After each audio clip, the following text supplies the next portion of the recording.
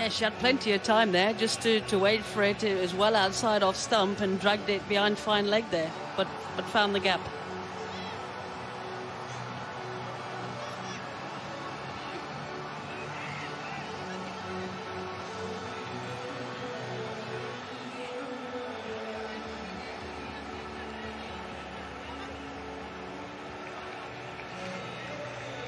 All those bowling figures, particularly the economy rates on the right-hand side, looking more like an ODI than a T20 international. 3s and 4s. So Pakistan in control, but South Africa will be looking and saying, okay, well, we've only lost the 1 wicket. If we can just rectify things, it's also not going to be easy for the batter coming into the crease to adjust to the slower nature of the surface. So they have to keep an eye on that. Partnerships will be very important. And here he is, the captain, the standing captain for Pakistan in these T20s so far. Javera Khan not fit enough to participate again today. Hopefully she'll be good to go for the last T20. She's going to introduce herself from the Old Fort end. Yeah, I'm a little surprised with this bowling option here. I think face off has worked for them. We've got Sandhu with 4 overs still. So that's been a real good pick for them in the one-dayers.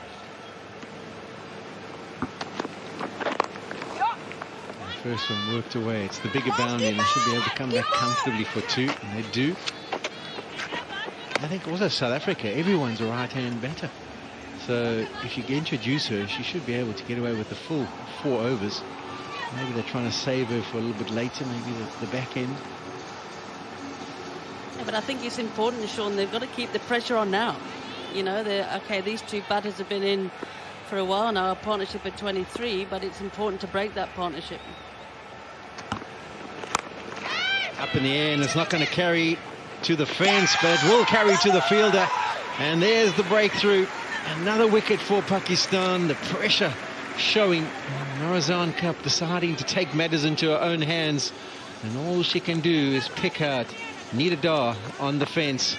A comfortable catch, and this has been brilliant cricket from Pakistan.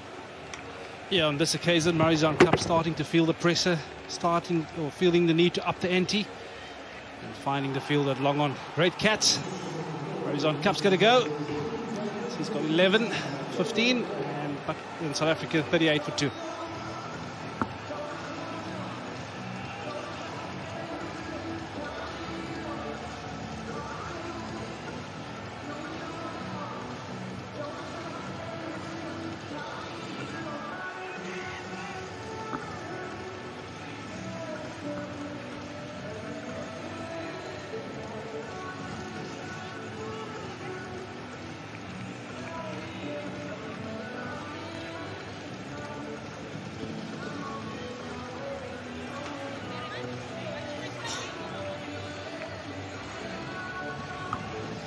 Next to the crease for South Africa, Laura Wolfhard. She's been a good touch throughout the tour, but she might have to just adjust things according to the nature of this pitch. Definitely slower than what we've seen so far here at Kingsmead. And she's a young and exciting talent. Here's Laura Wolfhard. 25 innings at this level in the T20 format, averaging just over 23. Strike rate pretty impressive at 105. And 3. Not on strike. So an inspired bowling change by the standing captain there in the end. Yeah, it worked the trick, didn't it? I mean, she's got it in the right area. Cup deciding that that was the delivery, had to go. It was full enough to be popped over the top, but the contact not good enough to take it the whole way. But, you know, Cap had been playing beautifully straight, actually, on the ground. And really, it's only the pressure that really led her to want to get underneath and try and force the play. I think the shot was on. You don't know, maybe we have to maybe speak to Marizan Cap, but I think she was looking to go more straight or maybe over long off. She just dragged it across to the leg side. Talking about Sandhu, I mean, she's got 4 overs. She'll have to bowl 4 of the 5 from one end. So they have to get in sooner rather than later, but for now you've got to back the captain's decision. She's been on for 3 deliveries, picked up a wicket. They're wanting too many of those kind of deliveries though. Second wide of the over. Yeah, that's the last thing you need after such a good start. Give away extras, free runs. Interesting bowling change, a change in the field there. So to the new batsman, mid-on comes up, mid-wicket drops out, a little onto the ring, and fine leg drops back, and third man drops back on the boundary. Nicely played. Won't pierce the infield, but a good start from Wolfhard.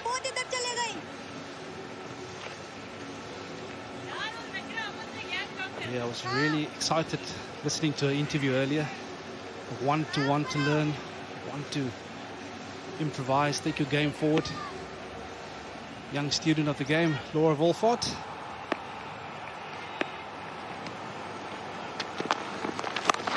That's nicely played. Hammered with some real power. It's not the boundary riders, so just a single. That's nice variation from Fritz, just getting across early. I've seen her do it a couple of times to the spinners, but now using the same approach to the seamers. Talking about Wolfhard, what I liked about that interview is they said, which of the formats you like the most? She said, ODIs, I like to bat for a long time. That's not good news for the people around the world. She loves her batting. It's a thick edge and it won't be a single. So eventually the over comes to an end. 8 ball over, 7 runs from it, 43 for 2.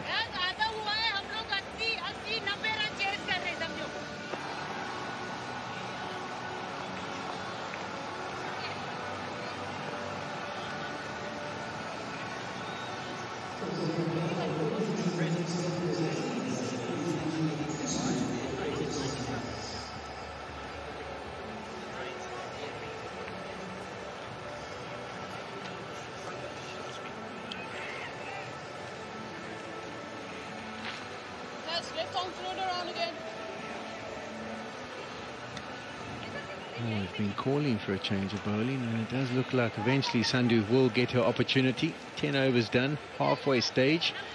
And as you mentioned, I was a little bit surprised she was left out of the first T20 because of the way she bowled in the ODIs. There's her record, 21 wickets. Decent economy, decent average. And I would think she would have a lot of confidence from the way she performed in the first 3 games of the tour.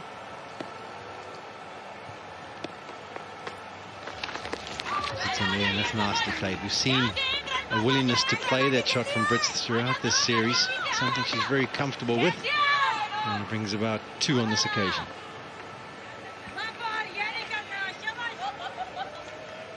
Yeah, I think Sandhu, for me, I agree with this, Sean. I think she was one of the pick of the bowlers for me in the ODIs, picking up 6 wickets. A reverse sweep there by Brits, finely played. And I was very surprised if she was omitted from that first T20. Nicely played. And took out long off. She really does have ease when she plays the ball over the top. She's got immense power. And I think if that can be guided in the right direction, she could become a real rocket for South Africa at the top of the order. Yeah, this time just floated up, and she does possess the power, Polly, to hit it firmly down the ground. But in this innings, we've seen her probably recognise that she wants to utilise the pace a bit more, looking square, the reverse sweep coming out on occasions.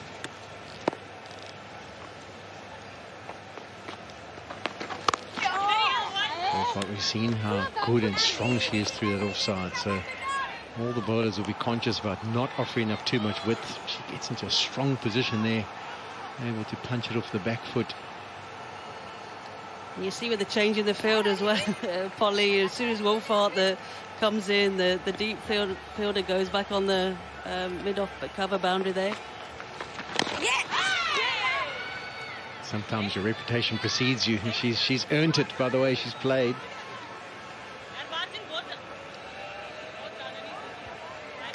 You're mentioning Laura Wolfhard, mentioning in the interview there that she loves batting long periods. And we've seen the test format in the women's game. South Africa might have played a few, but this up in the air, this could be out. Oh, once again, a bit of misjudgment on this fence. seen a few occasions where the ball's gone up in the air, and maybe another fielder, someone like Diana Baig, if she was going to get under it, probably would have completed the catch. But it's in the air for a long time, and you can see the misjudgment. She gets too close to it, and eventually the dive comes too late. So that's a little bit disappointing, but it goes away to the boundary. So a bit of an expensive start from Sandu. Finishes well with the ball that purchases, but 8 runs from her first over, 51 for 2.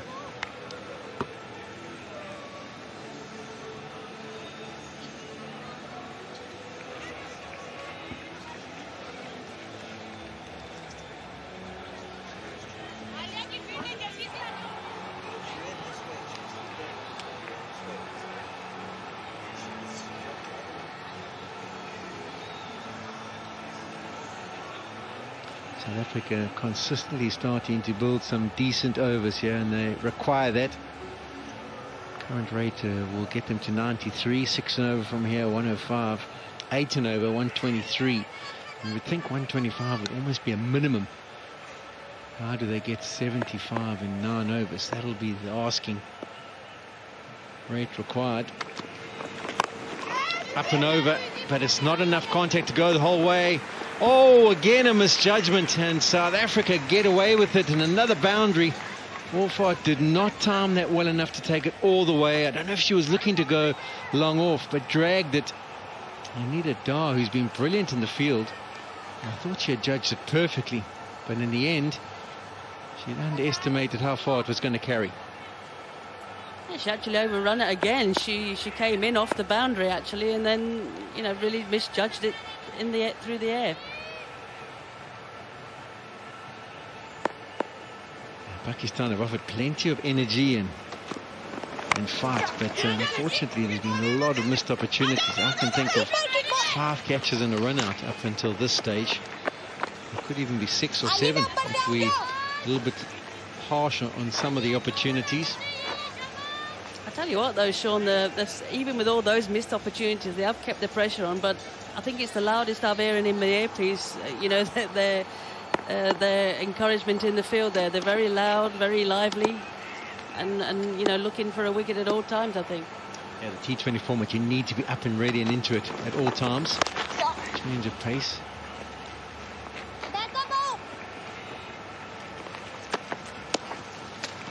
Yeah, it's always difficult when those chances not going to hand.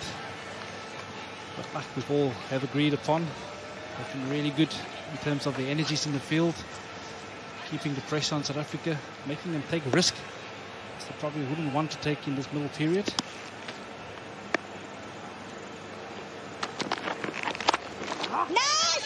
I think Pakistan have been brilliant with their energy and the field settings that they've had, and also the personnel they've got into certain positions. But at this time, I think Diana Baig needs to go into the boundary. I think she needs to become a boundary rider. South Africa, both of them looking to target straight down the ground, looking to use their power. And it's more likely to go to long on than it is to extra cover for me.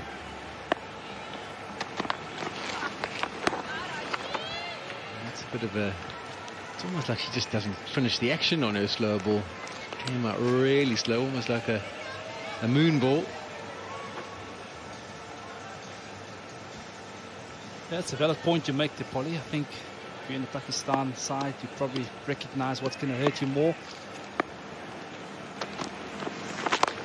And again, and that's over. Diana Baig will make its way to the boundary. That's nicely played. Brits has shown a tendency to want to go leg side, but this time she just gives herself a little bit of room and pops it over the infield. Brilliantly played. Yeah, this is the sign of an in-batter at the moment. It's not a slower ball on this occasion, and she just utilizes the pace inside out over cover, and brilliantly executed on this occasion. Yeah, she got off to a slow start. She's now picked up 4 boundaries, 32 or 38 deliveries. So she's heading in the right direction. Wolfhard striking at 150. Sweeps that one away. So back-to-back boundaries, and this has really been an expensive over. Maybe 1 over too much for Rihas. That one was costing 16 from that over. 12 done, 67 for 2.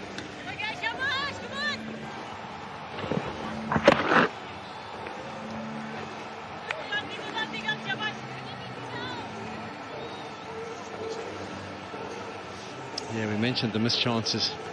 Have a look at some of these. It's been littered, this innings, by Pakistan. That one hit her on the boot without even getting the hands to it. A caught and bowled chance from Amin. And then a drop at short mid wicket. Given some air, popped up into the air, and you should be able to judge those. You should be able to get yourself underneath it, but misjudgment means that she doesn't even get a hand to it. There's another example. We'll continue with that as this over continues, and Brett Proctor will pick up.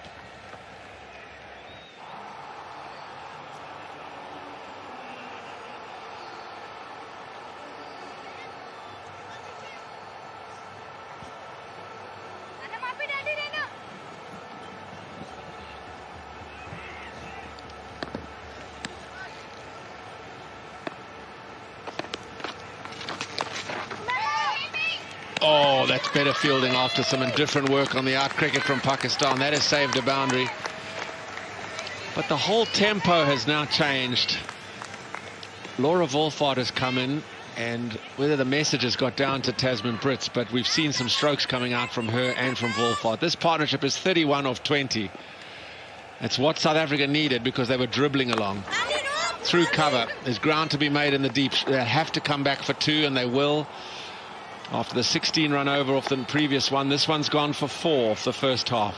Better cricket altogether from both Wolfart and from Brits. They've switched the pressure. The pressure's now on the Pakistanis. Wolfart 12 from just 8, striking at 150.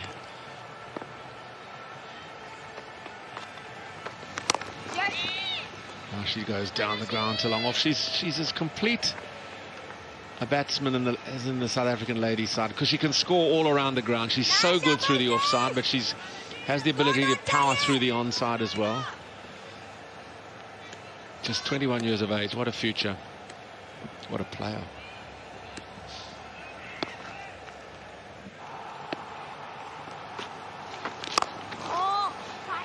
And with her arrival, it's almost as if Tasman Brits has grown in confidence. She's obviously been given the message that she's got to push it along, but she's revelled in the change of her role. And from going at a strike rate of 50, she's now pushed that to a strike rate of 93. She's 38 or 41 balls. Far better approach.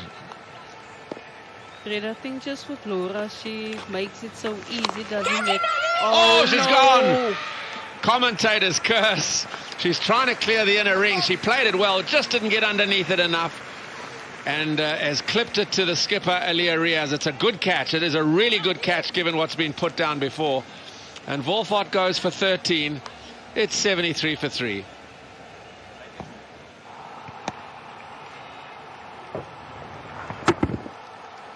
Not what Wolfart wanted there. Just looking to go over extra cover, but just couldn't complete the shot there. So she goes for a bright 13, and South Africa are now 73 for 3.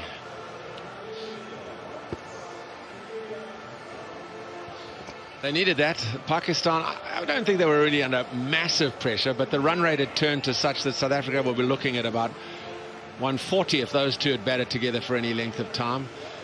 With the departure of Wolfart, perhaps a different approach. Mignon du Preez has gone out to join Tasman Brits. Well, they...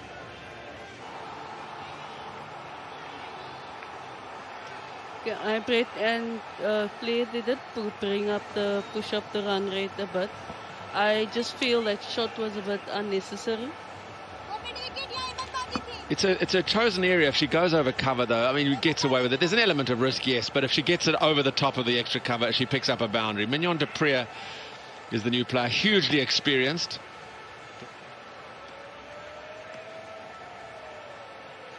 Ayman Anwar comes back for another spell. The first 2 overs cost just 9 runs. 2 for 29 in her 4-over ration in the first T20. Brits now wears the mantle of responsibility a little heavier. 38 or 41. It's almost as if she's got to go through now. Here is Anwar. Nice.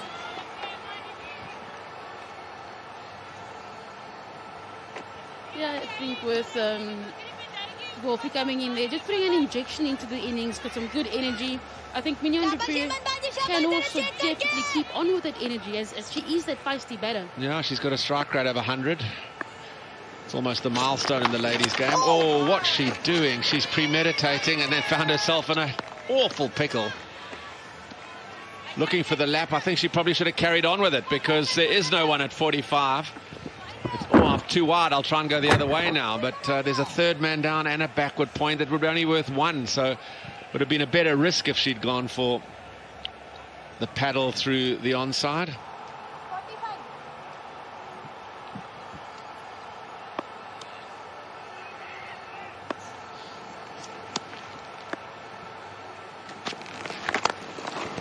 Down the ground she goes, nicely placed and beautifully struck. Another boundary for Brits. That's her 6th 4 now after only the 1 in the opening power play. She's really come to the party. Just a good shot there by Brits. That's how we know her. So it's nice to see her playing a shot and going over the top. She's so effective. I'm almost when she plays the reverse sweep to the off spinner, I'm happy with that because it's a good method. But these little dabs are unnecessary against the seamer because she powers it away so well. But this is not going to carry all the way to deep mid wicket. She's a very clean striker of the cricket ball. She's now striking at 96 and climbing. I think she does know that she will have to take this innings all the way through. This is the departure of Laura Wolfart again. Up and over she's going at one of the tallest players in the Pakistan lineup. Oh, disappointment. She hit it well. She just didn't get underneath it enough.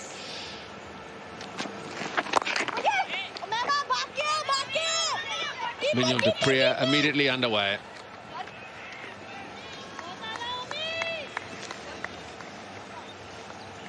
Six from the over, so the run rate's now approaching a runner ball. It was really dribbling along at 30 after 8 overs. Here we are, the last ball of the 14th, and they've added in 6 overs, or 8 and over since then. So that's much better batting.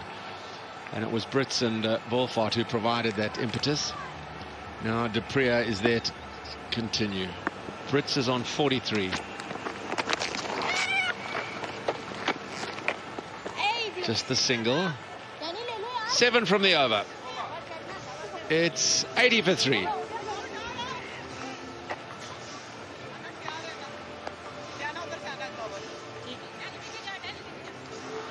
So where's South Africa going? At 80 for 3, 8 and over gets them to 128. Yeah, I think that's probably minimum what they're thinking at this stage. They managed to chase down comfortably the 125 they needed. Pakistan got some big hitters at 120, 130 might not be enough. Can they go 10 and over and get to 140?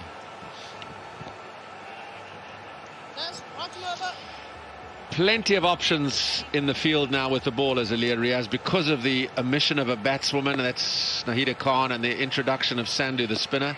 This is Dar, however, goes to Tasman Brits. Down the leg side, it's a poor delivery and gets the treatment it deserves. She didn't quite get it out the meat of the bat, so it'll pull up short of the ropes. They should come back for the third, and du Preez is excellent with her running. Easily back for the third. And this is what Mignon du Preez does do and does allow. As we just see Nila Dar just getting this one wrong there. Mignon du Preez just allows that, again, that extra energy where you can push for the 2 and you can push for that third one because she's so quick between the wickets. It's interesting they're bringing up long off to mid off, so can du Preez get down the wicket and hit inside out as Wolfart was trying to do? Lots of flight, and there's turn in the surface, there's no doubt about it. We've seen a bit of purchase. It's a real slow turner. Very dry pitch.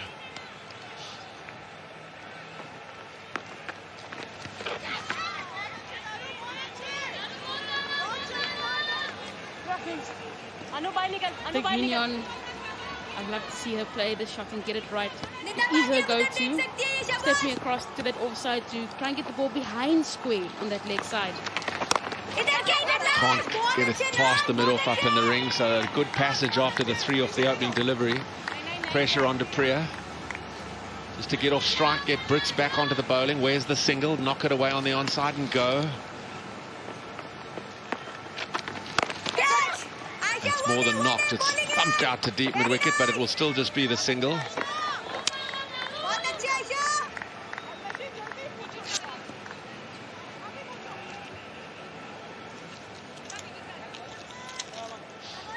.52 not out, seeing South Africa to victory in the first T20 international Tasman Brits. Now she's on 47. And so it will remain, just 4 from the over. That's a really good one from Nida Dar. It's 84 for 3.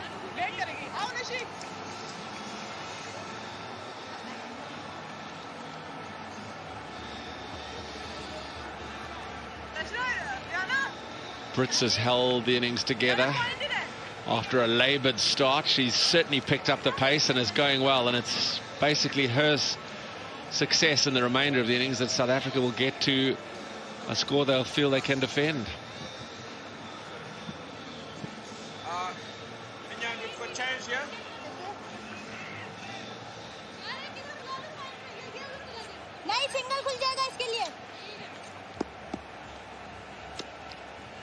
Sandhu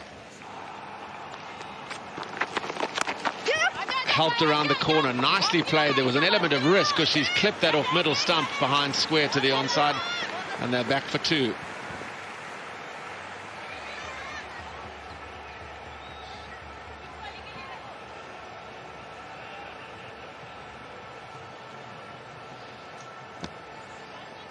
Shuffles a long way across. It might even be missing off stump because there was a bit of turn. She's off straight away, always thinking too. So they've plugged the hole behind square to the onside. Has she got the reverse sweep? Yes, she has, and plays it beautifully for 4. That's how to mess with the field placings. As soon as the person came from backward point to 45 on the onside, to plug the hole for the conventional sweep, so comes a reverse sweep. And this is as good as we've seen a reverse sweep played in the series.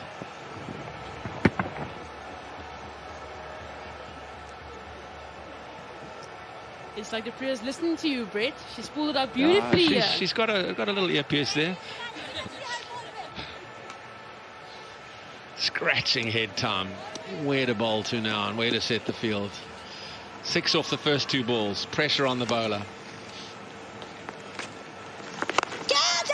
Oh, she hit that sweet.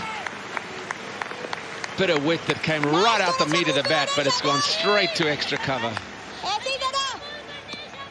Oh, and it's hit a knee. There's a bit of hobbling being done there from the skipper.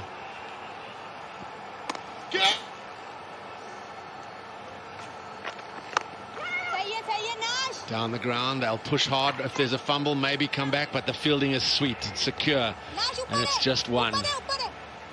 Still 7 from the over. This is better from South Africa. They're looking for double figures every over from here to get themselves up to somewhere around about that 130 mark. Then they'll be in the game. Brits has milestones on her mind, perhaps, shouldn't, but may well be there at 47. Fetched across the line, out to the deep long on. Just the 1.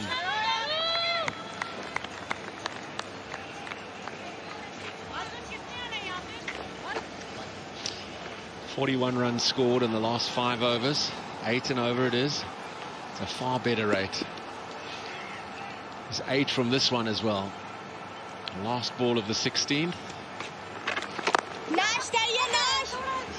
Make that 9 from the over. 16 done. It's 93 for 3.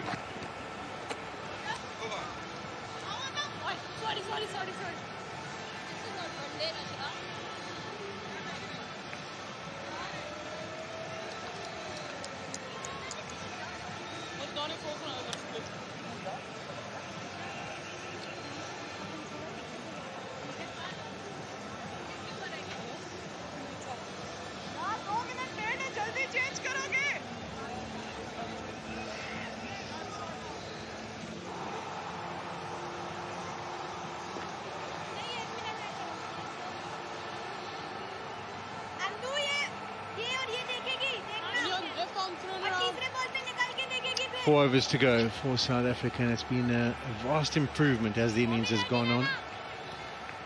And Dupree 10 from 10. Is on strike. Drags it away.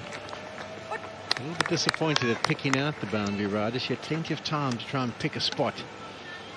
But it does bring Desmond Brits onto strike. She's on 48, 6 fours in her 49 deliveries. She really has picked up the ante. Slow to get going. And that's brilliantly played. What contact all the way. The first 6 of the day. Yeah, magnificent strike here by Tasmin Brits. Gets to a 50 with a massive 6 over mid-wicket there. Fully appreciated by her teammates and her coach. Well played, 54 off 50 balls. Good strike rate. Yeah, it's been a classy performance. Her third T20 50. And it brings up the 100 for South Africa as well. What a way to start the over. The Edge will take it away and they should be able to get back for the second. No, they decide against it, even though there was a little bit of a fumble. Brits, great touch throughout this series. 50 not out in the first game. It's on 55 or 51 now. South Africa, we're really hoping that she can continue these fireworks for the last 3.5 overs.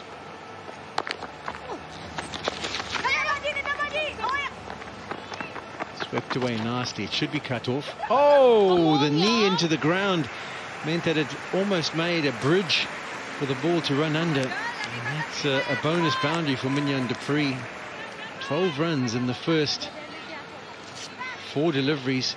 There's been plenty of rain in and around Durban. It hasn't affected any of the matches so far, but it has affected the outfield. And here's an example of it. She had it covered. And then all of a sudden, knee just digs in. Oh, that's nasty. That's real nasty. That's quite a big divot, Polly. And not a golfer, didn't fix it. Oh no. The 7th, would we say it? The 7th or 8th drop catch of the day. That one dragged down in length. Mignon du Preez trying to whack it straight down the ground. Amin once again gets her hands to it. It's the second caught and bowled she's put down today, and that was comfortable enough. Top edge is not going to cost her much. And it's a comfortable catch for Ali. I mean, celebrates. I think she's just more happy that she wasn't the one underneath it, because of the fact that she's put 2 down. But a cameo of an innings, 15 from 14 the balls, comes to an end for Mignon du Preez. Gave some nice impetus at the back end, had some wonderful shots, and she has to make her way off the ground. Delivery, she tried to go as hard as possible to deep mid wicket, just found the top edge, and Ali walks around and takes a comfortable catch. So the 4th South African wicket's down, 105 for 4.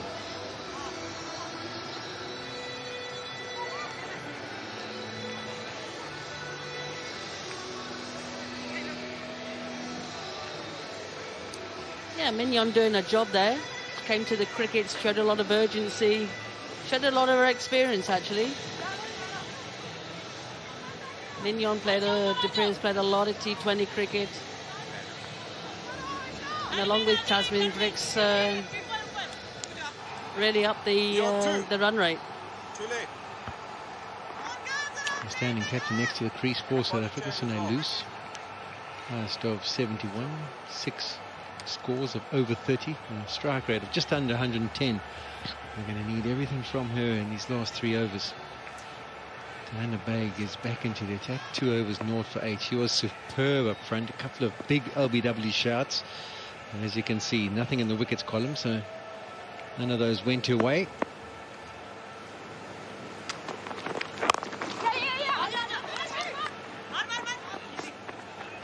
Sune on the way, just pushed a single there, but you know, a good economy rate, Sean. You know, at the top of the order there, at the top of the bowling lineup there, just 4 runs for those first 2 overs. Yeah, brilliant. You'll be very happy with that. The challenge will be if she can continue that. You can see the disappointment. Free knew she didn't get into a strong position and that the contact wasn't good enough. She didn't even turn around to see that the catch was completed. She heard the crowd, the cries of joy. Oh, wow, what power. I was just thinking after the first delivery of the over, Diana Bay cannot bowl that length to Brits. Lewis did well to get off strike. Get Brits back on strike. She's set, she's on 50 odd. And this drag down was absolutely hammered. Just falling short of the boundary rope. Yep, just too short there from Diana Baig, and Tasmin Brits is seeing the ball well and just rocked back and thumped it for a boundary. Yeah, it's a great shot, and South Africa is going to need Brits to bat as long as possible here.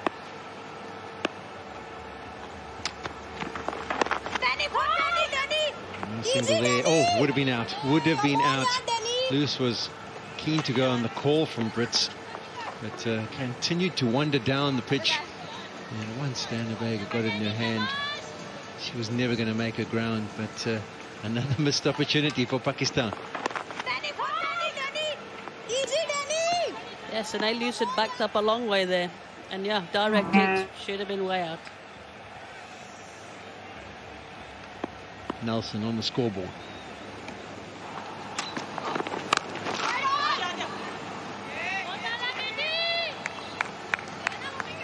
Maybe they could have gone through a single there. It was hit with some good power, but to the left hand of the fielder. I think if Snow Loose had been at the crease for maybe 5 or 10 deliveries, she would have been more aware of the fact that she could have gone through. Change in the field, not in the outfielders, but in the wicketkeeper position. She moves up to the stumps for Diana Baig. And be thinking about the second. It touches and moves. She comes back quickly. Snow Loose is the one who's going to have to scamper to make a ground, but gets back comfortably. Yeah, great cricketer's awareness on this occasion from both the batters. Just dabs into the leg side. Let's see it back for 2. This is the awareness, and it's knowing that as you knock it on that leg side, that there's an opportunity for 2. Charging to the other side, waiting for the call. And once Snow Loose gets the call, head down and as quickly as you can. So a decent over that one for South Africa. 8 from it, 2 to go, 113 for 4.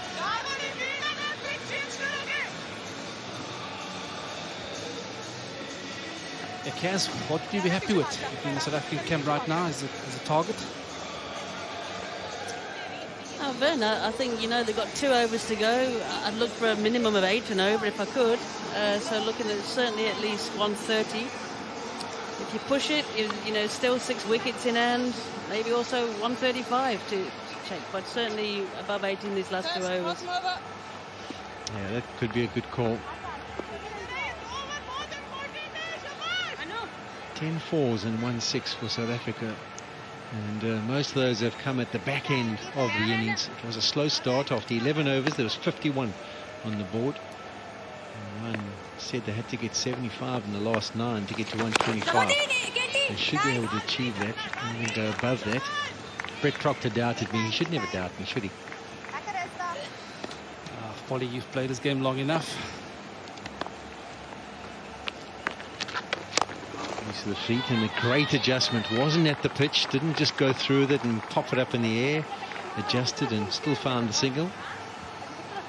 It's interesting, guys, you know, and the way that they utilise the bowlers to a degree, the spinners back now at the end, the last but 1 over. Seamers have really bowled from the old 410 the whole way through the innings. Maybe they feel that it's because it's the bigger boundary that that's the side they should operate to. But there's definitely been some purchase. I think it's been the slowest and offered the most assistance for the spinners so far. Which is why I'd probably bowled, I've given Sohail a little go. You know, she also had a little dig in the last T20, but not on view today in the bowling department. And that's beautifully played. It was a bit of a Fred Astaire foot movement before the ball was delivered, but once she got into the position, giving herself some room, Brits, she opened up the offside, and it would require a really good shot to get it over the infield and place it, and that's exactly what this was. Yeah, that's a sign of an in-batter, Polly. giving herself a little bit of width and hitting this one over cover with ease. Thoroughly enjoying this T20 series. I mean, in good touch and wasn't quite ready for that delivery, so it just pulls away.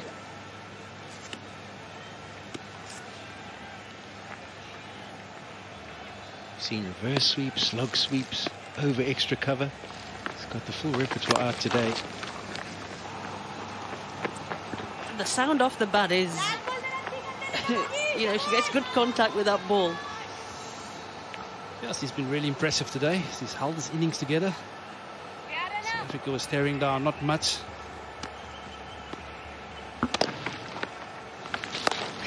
That's nicely played. And the contact's good enough. As it left the bat, I was just thinking, is it going to be enough to take it over the boundary rider? It was just enough, maybe about half a metre. So a brilliant over the 19th for South Africa, 126 for 4. It's really just play the sweep shot beautifully, Sunay-Loose. We saw throughout this tour. And this time not trying to keep it on the ground, trying to go up and over. And just clears. Yeah, it's a little bit of flight. Good contact on this occasion from Sunay-Loose. And it goes all the way for 6. That's the second 6 of the T20 series so far. Nicely played. 6 balls to go. South Africa will be happy. 124 was the contribution from Pakistan in the first T20. South Africa knocking that off with an over to spare. So this is where they were at the same stage of that first T20. They also won with an over to spare. So the surface also would tend to suggest not as easy to bat on as what we saw in the first T20. But they've got to 126, which I said they would get, and Brett Proctor doubted me. And still an over to go. Oh, that could be close. That is out, yes. She got across the stumps and looking to carve it away on the leg side. Down on her knee, misses it, and even though it hits her well above the pad, the judge to be straight in front. Yeah, I think Brits on this occasion probably looking to go 2 square. That's canning into middle stump, unfortunately. That's hitting middle halfway up. But nevertheless, great innings from Brits. He's going to go for 66. And South Africa 126 for 5. Yeah, very good from Tasman Brits. Fantastic strike rate in the end, considering how slow she was to get going. It was a bit of a struggle at the top of the order. So now Jafta to the crease, 26 years of age. Not as much experience behind her as Trisha Chetty, but an opportunity. Not an easy one, just 5 deliveries to go. What can you possibly do?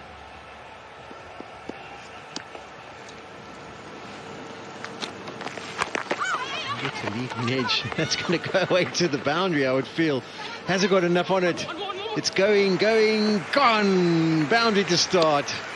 Fortunate one, and it takes South Africa to 130. Yeah, I thought maybe just dipping it down and get Sunay-Loose on the strike, but no, she somehow got it down there to third man, and it trickled to the boundary for 4. Yeah, at some stages of your career, there's just those perfect edges that come at just the right stage. You walk to the crease, you've got 5 balls to go, you're thinking, let me get my captain on strike. Bonus boundary.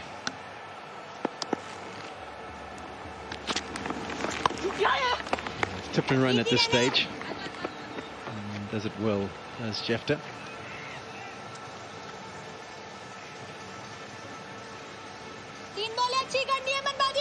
I think at this stage of the game, you're always going to run for those.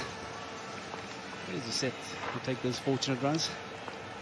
Yeah, for sure. Now, Loose has to consider her options. It's invariably going to be pace off on the delivery. Where is she going to try and target?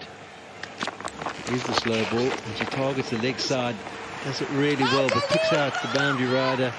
Would have been hoping to try and come back for the second, but it was never going to happen.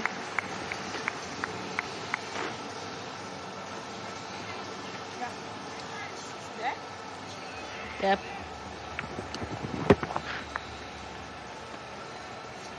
Good outfield in there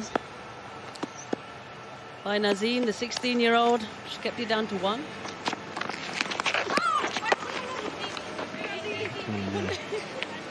makes contact but pops into an area where no run out can be inflicted. So one more delivery to go, and Jafta's basically just got to swing as hard as she can, try and get the best contact. Seen the slow ball's been used to really good effect from all the seamers today. That's the leg cutter, pops into the, in fact it was the top edge onto the body again, nearly worked out for the second time for Jafta. Sweeps that down square and scampers through for the single.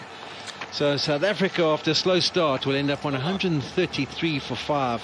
You would think on this surface it's going to be very competitive and could be quite challenging for Pakistan.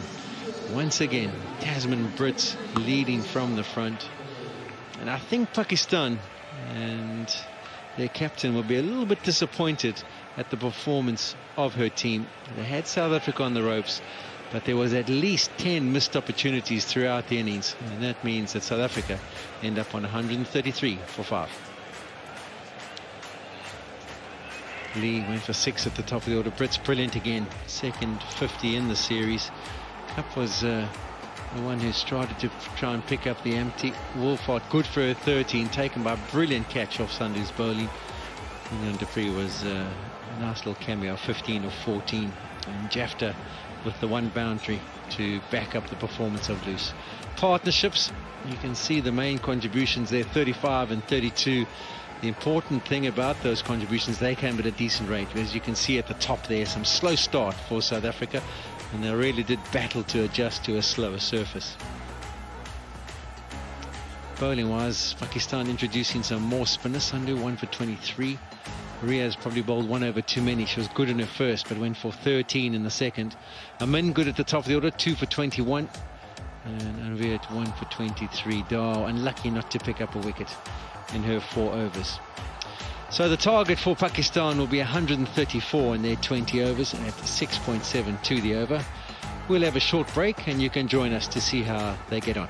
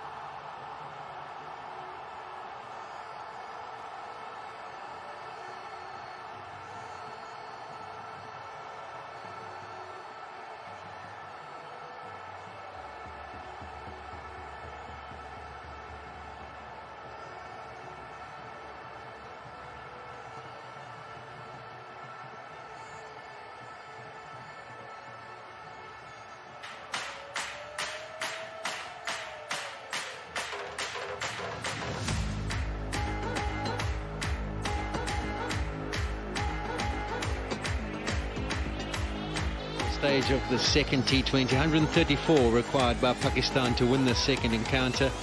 And they'll be disappointed. They having won the toss, deciding to have a bowl first. It was a case of missed opportunities for Pakistan at the top of the order. I think if I can remember, there was probably 9 or 10 dropped opportunities throughout the innings, which gave South Africa all the chances. In saying that, South Africa got off to a very slow start. 30 for 1 after 8 overs. And that was even after being helped by all these chances.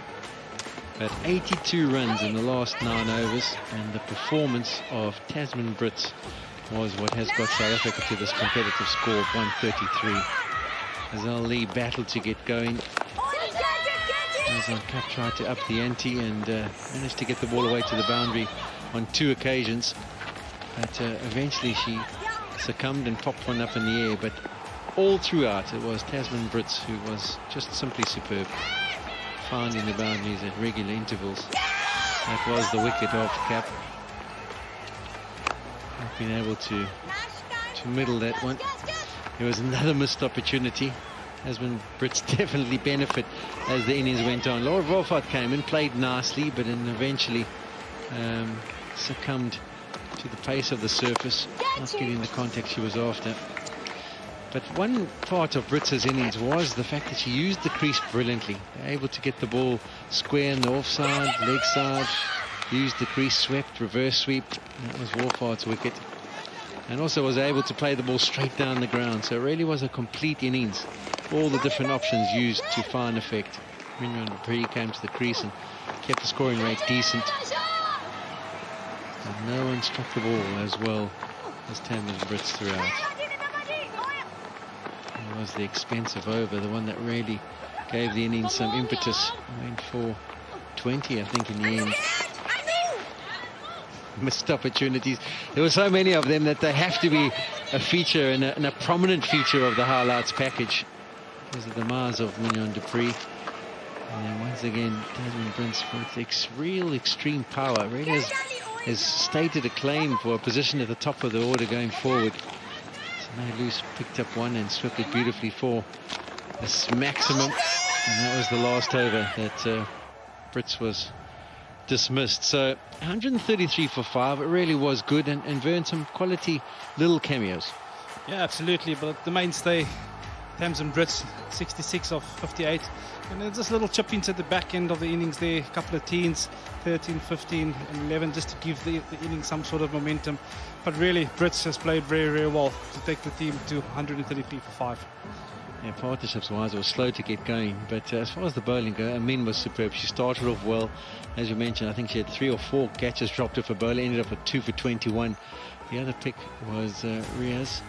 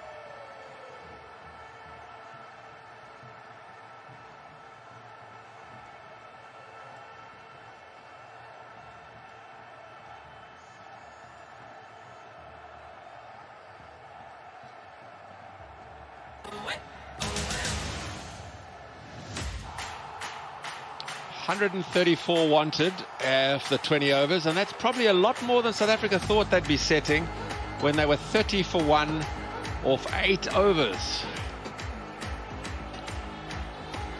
They were so bright and breezy in the last 5 overs. They scored 49 in the last 5 overs, added 90 in the last 10, and it set Pakistan a stiffish task. Umaima Sahel opening the batting. She's promised much on this tour and has played some very useful innings in the ODI. Aisha Zafar is her partner, who didn't really get going in the first T20. In fact, as much as it's been throughout the series, both ODI and T20, Pakistan have always been 2 or 3 down very cheaply. Marizanne Kapp will take the new ball.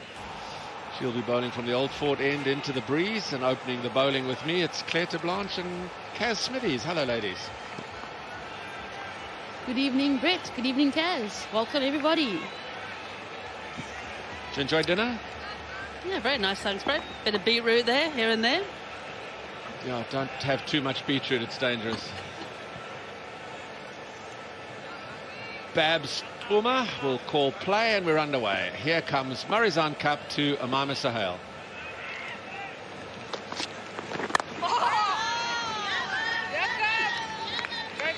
Marizanne Kapp starting well.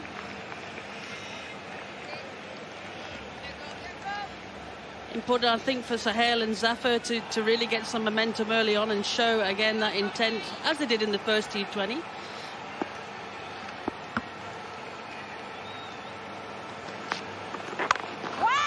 I think one of their tactical blunders, blunder might be a bit harsher word, but their tactical errors in the first T20 was they picked a fairly deep batting order, and as such the skipper Aliyah Riaz walked in at number 8 with 7 balls remaining in the innings and couldn't really make an impact. Here they've taken a batsperson out of the batting line. I picked the extra bowler that had a spin advantage, so at least their strikers go up the order.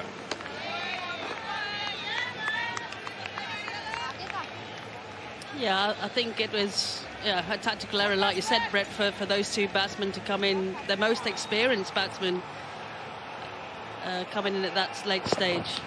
Bit of width there, just really, just wafted at the ball, but nice shape away from the batsman. I think that's encouraging for Marizanne, is that there is a little bit of away drift. Good piece of fielding. They've got the heavily fortified point region. They've done their homework on Umaima Sahel. We saw her cut to good effect and pick up many boundaries in the ODIs. She just uses the pace of the ball if there's width, times it really well. And you can see there's a gully wide and then 2 square covers. Try and get through that fortification.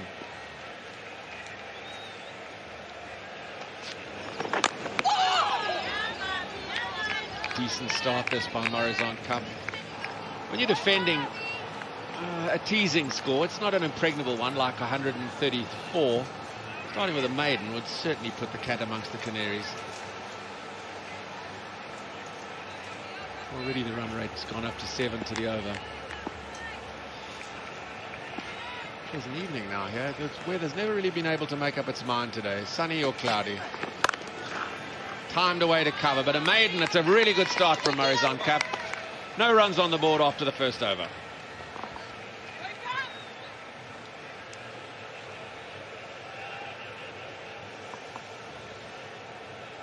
As you can see, with the omission of Nahida Khan, they all slip up 1, so Kanat Imtiaz will come in at 4, and the young 16-year-old Aisha Nasim, who's impressed so much in the first T20, getting 31 at quick time. And then the 2 really effective hitters, Nida Dar and Aliyah Riaz. I hope that order is flexible. There is Nasim on the right of picture with a strike rate of 124, just 16 years of age. What a future she must have for Pakistan. And in the chat we had with her before the start of play, such a balanced and mature young lady. Shabnam Ismail to open proceedings from the Amghani River end of the ground. A river that is flowing very fast and true now after the heavy rains overnight, or particularly early hours of this morning. Fourth bowler to get to 100 wickets in T20 internationals. smashed away wide of backward point down to third man, just the one.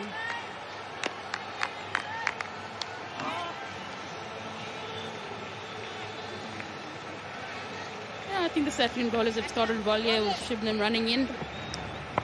Just open the face there a little bit, just getting it past full far there at backward point.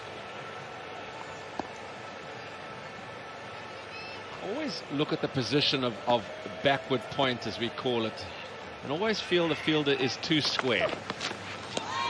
That's a good delivery. And why I say that is 9 times out of 10 the fielder's strong side is their right hand, and yet they're always moving to their left and diving away to the left. So particularly when the ball's new and shaping away, I'd like to see backward point go finer, so that if they're moving onto their strong side, and if they've got to pick up and shy, they're balanced when they throw down to the non-strikers in. But watch how many times in all formats of the game the fielders are diving away to their left at backward point instead of to their right. There is a bit of wobble in the air. Yeah, and that's such a very important position, Brett, in this, you know, T20 format of the game.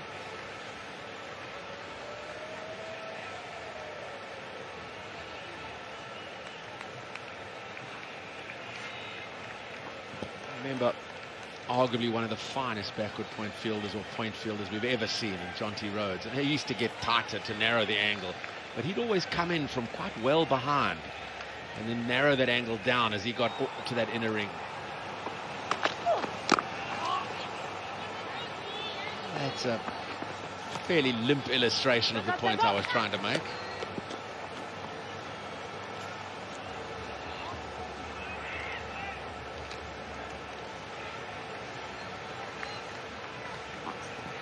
I'd like to see Pakistan not fall into the same trap South Africa did at their first in the power play.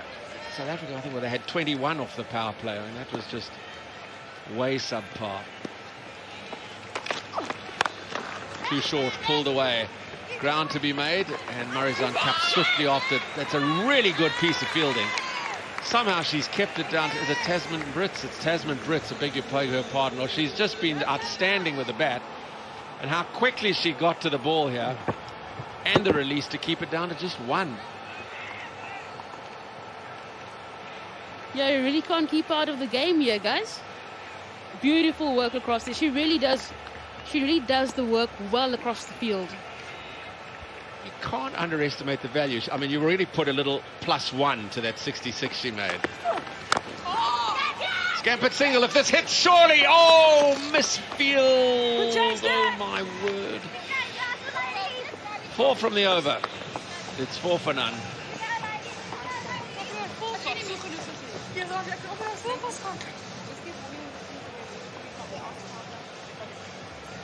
$30 for 1 after 8 overs with South Africa, and they ended up compiling 133 for 5, thanks in the main to Brits 66 or 58. She really pushed along at the end. Support was relatively insignificant, and Pakistan have got off to a laboured beginning.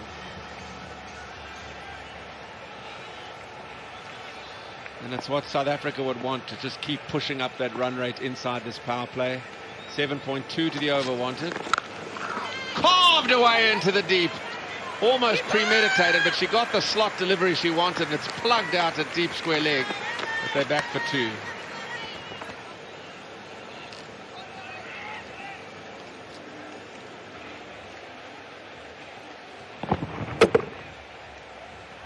It's a big swish over to the onside there by Ome. So she's pretty aware that they've only scored the 4 runs off the 2 overs, so trying to make something.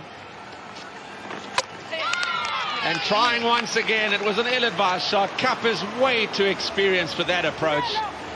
Full and straight. If you miss, I'll hit, and so she does. That's an unfortunate end to Umama Sahel. She's gone for just 4. It's 6 for 1. Yeah, nothing much. Really just missing out on a straight delivery. Sahel really not troubling the score as much. Showing some inexperience there. She's gone for 4. Pakistan in pursuit of 134, 6 for 1.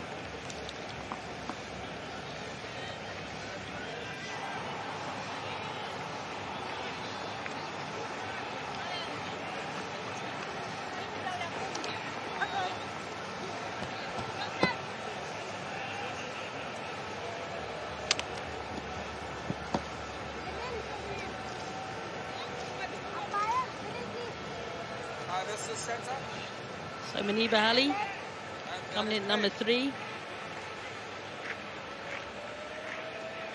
Keeping wicket in the T20 format side of things. Average of only 10.7, so needs to up that if she can.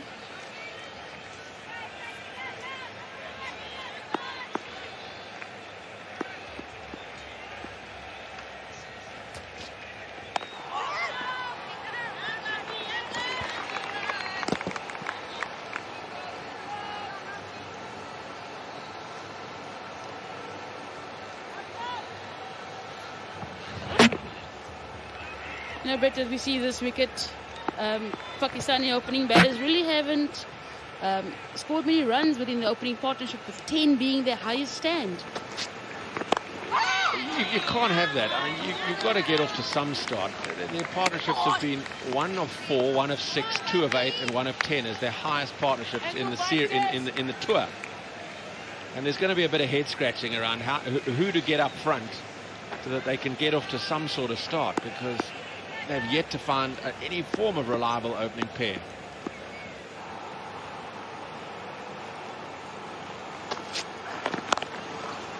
It's a good stroke. It's a good stroke. Ground to be made, and well made. Haka down at square third man. Keeps it down to 1 again.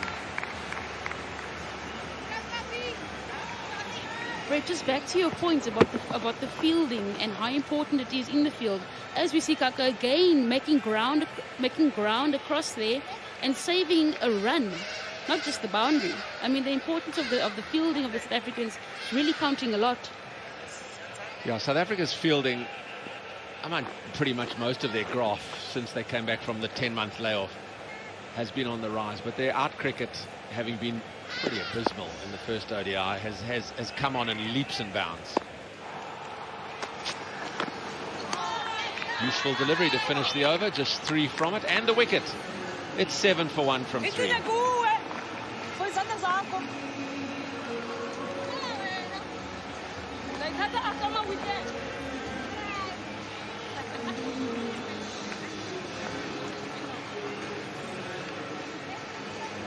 It's the worst possible start. Not only the early wicket, but the run rate limping along at just over 2 to the over. So it's already 7.5 they've won.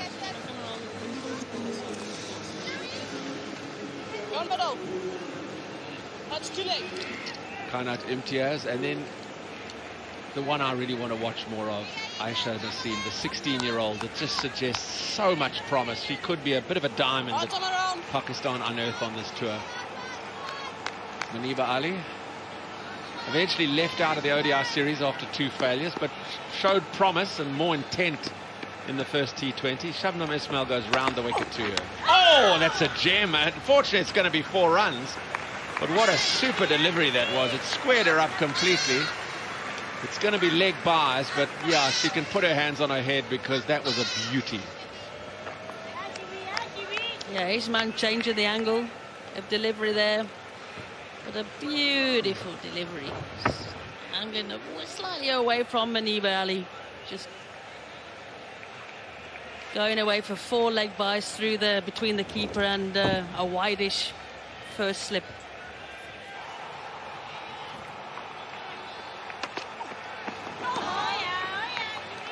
I think, Brett, what the bowlers with Shabnam and Kappa doing, you know, they've allowed the South Africans to keep quite an attacking field, particularly on that offside as well. They've still got that wide slip in. You've got 4 in the ring there on the cover boundary, and really only 3 on the leg side, and that's really testament to those opening bowlers. They've been very good indeed, Cup and Ismail. You'd expect that. I mean, they're right up there as an opening pair in world cricket. They really are reliable.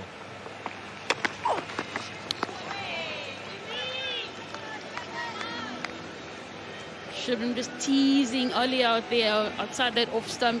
Really just swinging at it there.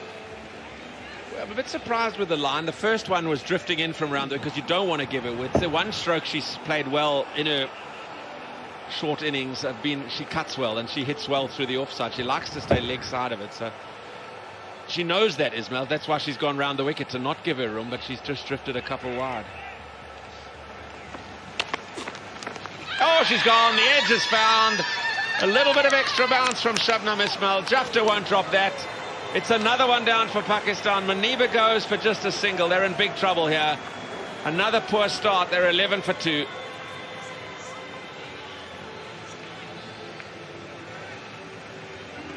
Shubnam getting the breakthrough. You're just rolling the fingers over the ball. Easy nick there, and Jafta. Beautiful take, nice and easy there. As Brett said, won't drop that. Yeah, it really was a great delivery to Maniba Ali. Tucked her up. She's gone for 1. It's 11 for 2.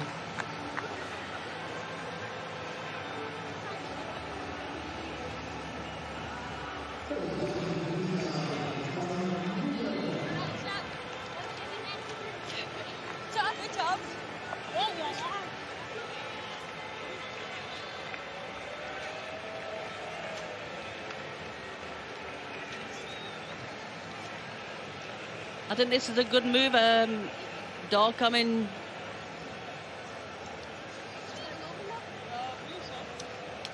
Okay, Nida Dahl elevated up to number 4. I think it's a good move from Pakistan. They are in a bit of trouble. They need somebody there with that experience, somebody who can get on with it, but also somebody that can build a partnership. Yeah, we ran over the stats of the first wicket partnership, but the best position they've been in 2 down is 38. So their upper order has been a visible weakness. Rolled the fingers, little extra bounce there. That was the undoing of Maniba. Regulation catch for Jafta behind. Nicely taken. Oh, behind the legs. She's gone too far across and had leg stump trimmed. Shabnam Ismail is on fire. Nida Dahl can't hardly believe it. She's gone way too far across. And leg stump has been clipped. She's out first ball. Pakistan in disarray at 11 for 3.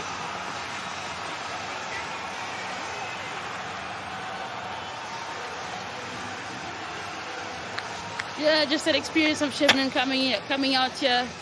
Oh, that's just beautiful from Shubnam, you know. Straight one, little bit towards that leg stump.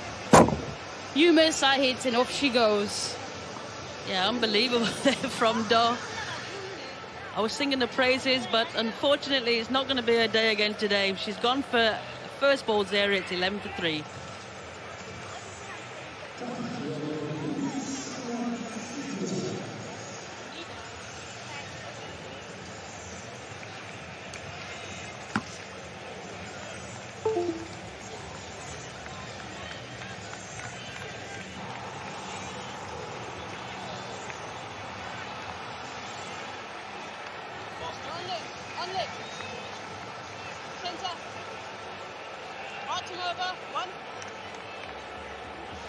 Kainat Imtiaz comes out on the hat-trick ball.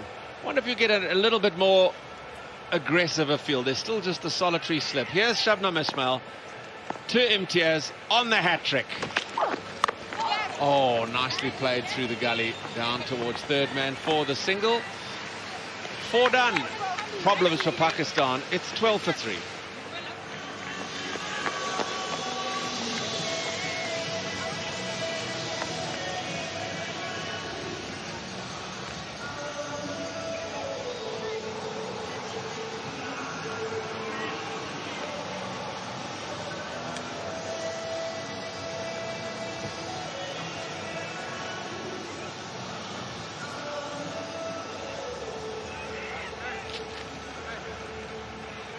So the hat-trick negotiated would have been the 13th T20 hat-trick in the ladies' game.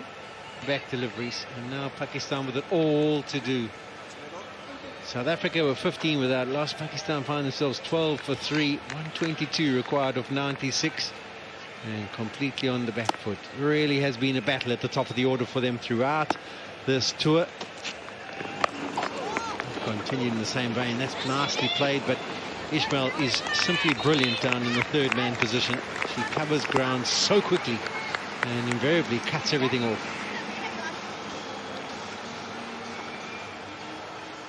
Yeah, this one delicately tucks down to third man. Ismail.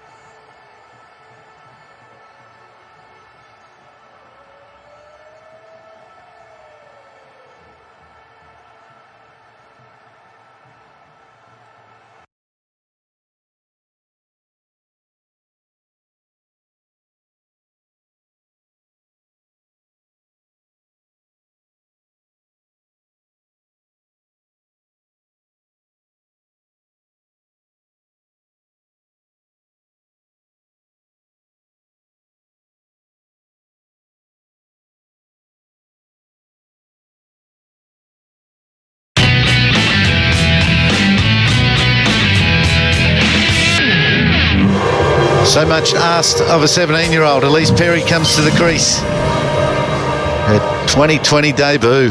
She's basically a genuine rookie, full stop, in the Australian team. So she's got to play an important role now. Elise Perry, she's young and exciting. It's be a big test for her. Flighted this one and spanked. One bounce, 4. Marsh once again has popped it up as a rank full toss. She's got that right out of the screws. One bounce for 4. And Elise Perry, well, who knows? But I know it's going to be exciting, whatever she does. The English have swapped their fielders. They've just got 4 on the right of screen and 5 on the left of screen. So that's what Blackwell was thinking. They're going to bowl wide of off. Oh, that's a big shot. That is a big shot. The fielder's down there and she runs over the rope. She's kept it in, but Elise Perry's still running. Oh, now she's taking on the 3rd. She makes it. That is a brilliant shot right off the bat. It's almost a full-blooded 6 at the MCG. She crosses her feet, smashes down the ground. The fielder misjudges it slightly. Those last 3 backpedaling steps, but takes the catch, and then, oh no, there's rope. What an amazing amount of play here happening. We've got Lydia Greenway on the boundary. She's saved a 6. She's dropped the catch. She's got the ball back in extremely quickly. And Isha Gua, with all the time in the world to run Elise Perry out, has fumbled. Perry on strike. Crossover. Smashes again. Has she gone all the way this time? You betcha! They say perfect practice makes perfect shots. Here we go. She practiced 2 balls ago. Didn't quite make it all the way. This time, though, Lydia Greenway had no chance whatsoever. That is an enormous 6 by Perry. Last ball. It's on again. She's found the gap this time. She'll pick up 2. She's going to push for 3, but there's no need for it. What a great finish. It looked like 110 was going to be a lot. 29 of 25 deliveries she's faced, so it's a brilliant achievement. And it's Captain Rolton bringing the young Elise Perry into the attack. We saw some fine batting from her. Another one of the all-rounders. Look how young her face is.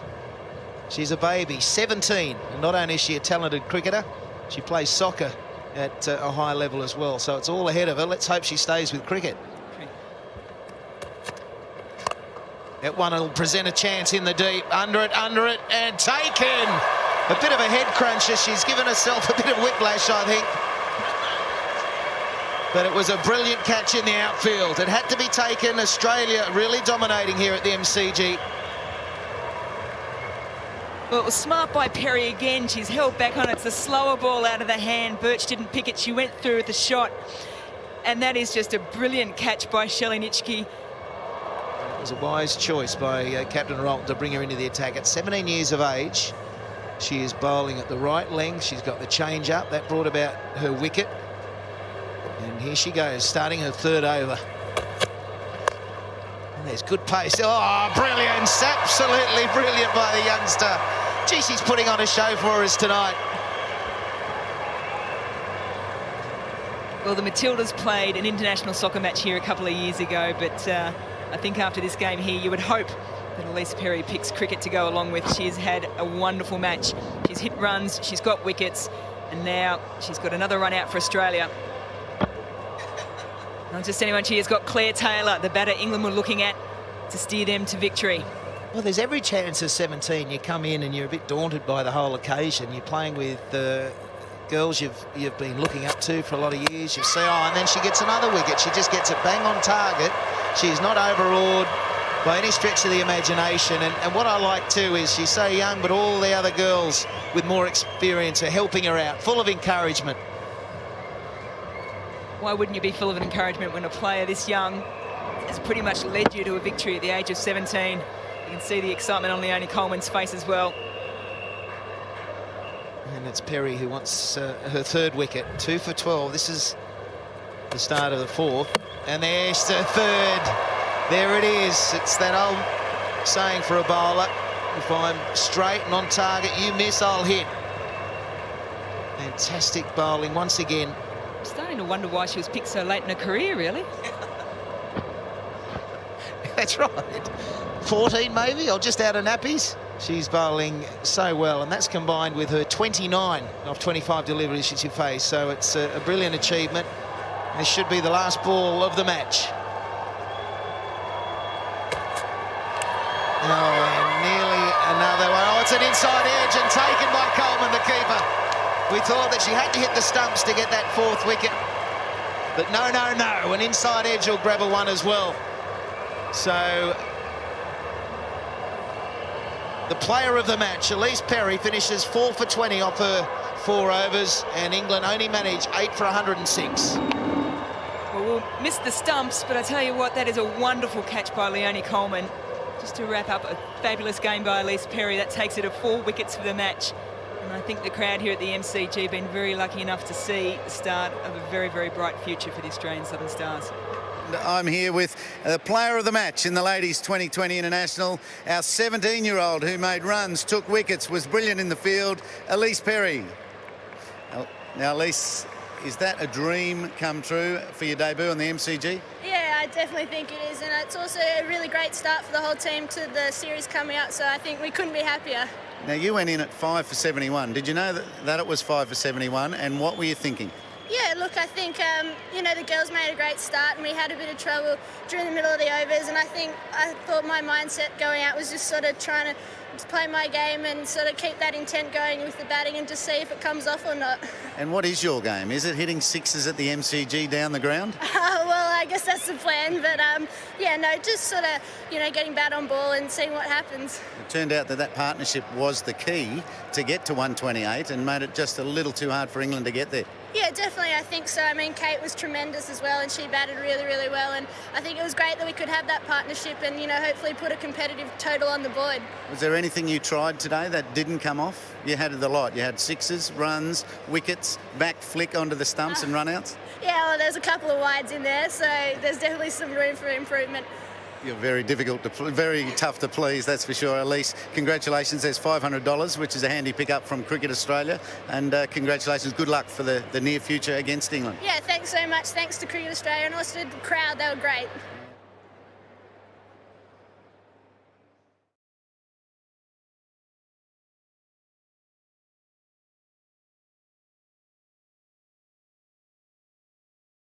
Sometimes I think the tighter the situation, the better, because you're more focused and switched on when you walk out. So I suppose I sort of felt like that. I think too, Test cricket's such a special game to play, and you always want to make the most of that.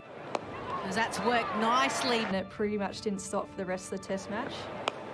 Another delightful stroke from Perry. She's really enjoying this bowling. Fortunately, I got out, so I didn't get to continue on the partnership with